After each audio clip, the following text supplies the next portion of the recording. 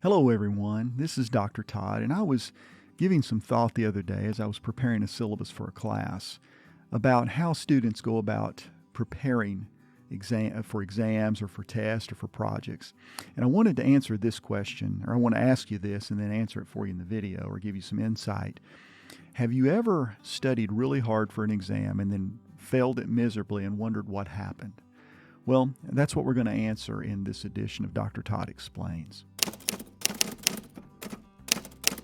Many times people study hard, but they don't study smart. And I want to give you 3 ideas to keep in mind as you are preparing for the next exam, paper, whatever it may be, some sort of deliverable to your professor or to your teacher. The first idea is this: it is not about information collection. It is not about information collection. So often we spend so much time gathering material that material that's gathered is kind of useless unless it's correctly processed.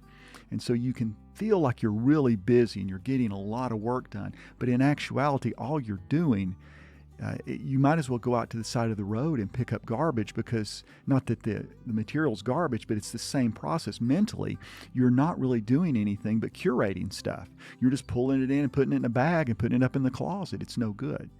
And by the way, some of this that I'm telling you about, I'm not speaking as a professor. I'm speaking kind of as a former student.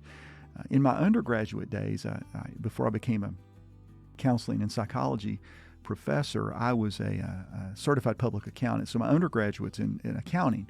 And I remember I used to just read everything and highlight everything in the accounting textbook. I mean, the textbook it looked yellow. It didn't look white anymore because of all the highlights.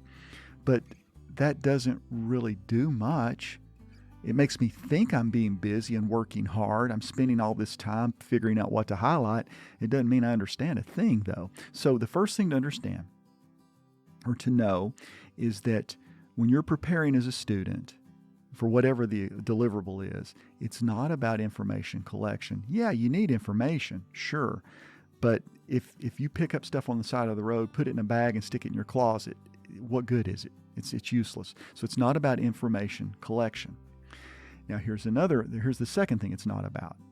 It's not about infrastructure completion. It's not about infrastructure completion. What do I mean by that?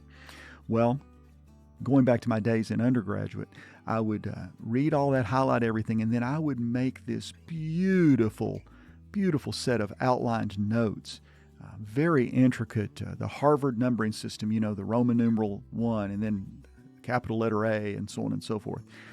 And I would spend hours and hours putting that outline together. However, the content of the outline was nothing more than rearranging the information I'd highlighted.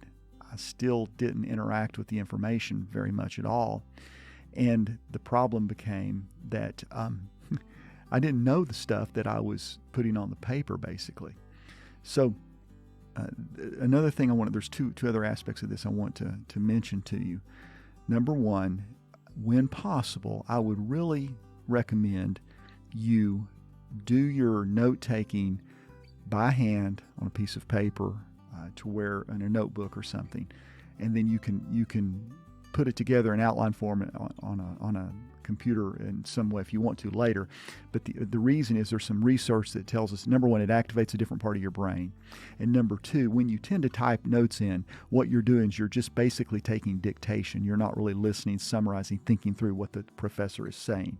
So the other thing I caution you against is do not get so enamored with which app is the perfect app, which note-taking system, look, the app is irrelevant if you're going to use it for something like that. You could literally use open source software like LibreOffice Writer.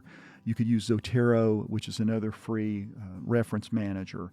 You're wasting time picking your favorite app and designing things. It also reminds me of when you watch videos of either bullet journaling. Yeah, bullet journaling would be a good example. I wonder how some of the people that do the bullet journal YouTube videos ever get any productivity done. They're always busy being Rembrandt or Picasso getting everything lined up, and I don't know when they actually have time to do work. So don't worry about the tool you're using. Don't worry as much about the format you're using. Try to just understand it's not about how pretty your notes are. Your notes are not going to pass the exam for you. You're going to pass the exam, which comes to my last point. So it's not about information collection, although you need information. It's not about infrastructure completion, although you need some sort of guide to kind of follow when you're studying. It's about idea communication. Hear me out clearly. It's about idea communication. So when you're reading that chapter, let's say it's a textbook and you're reading the chapter, you are looking for the core concepts, those big ideas that the author's putting forward. You can often tell what those are because a lot of times it'll be in the subtitle of the book, or it'll be repeated over and over again in the chapter. Concepts, those will start to float to the surface if you know what you're looking for. You're looking for the main concept, the main idea that he or she is expressing to you. And then as you identify those are what you take your notes on. And then you start to look and think about, okay, how does this big idea and this big idea, how do they mesh together to form an argument that the author is making, for instance, or that the teacher even in the lecture is making? Most of the time professors are only hitting the high points. The reading is detail information that supports what the professor's teaching you via lecture or whatever, but you're looking for those core ideas and concepts. And you're then, okay, so you got them. So you grab those, you've isolated the core ideas and concepts. Then what you have to be able to do, and I mentioned this in another video, is you've got to be able to summarize those in your own words, which really shows you understand it. But then past that, so you identify the idea. Let's go at it this way. You identify the core concept or idea.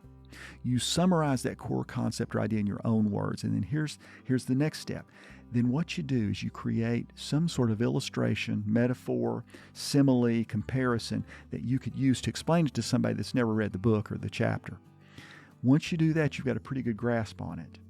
Then you can take that finished, semi-finished work, I guess, that core idea which has been worked through, and then you can start connecting it to other ideas. And what you'll see is a whole framework of understanding will start to exhibit itself to you.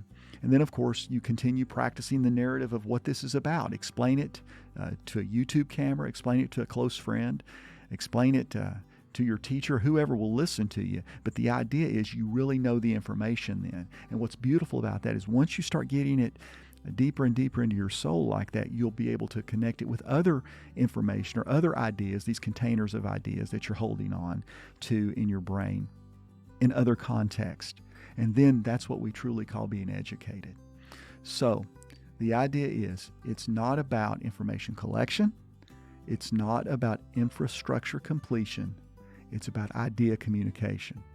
I hope that you learn to communicate really well.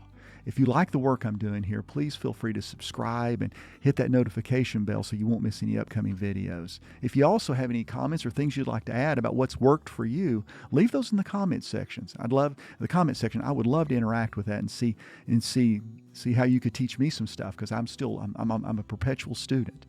God bless. See you in the next video.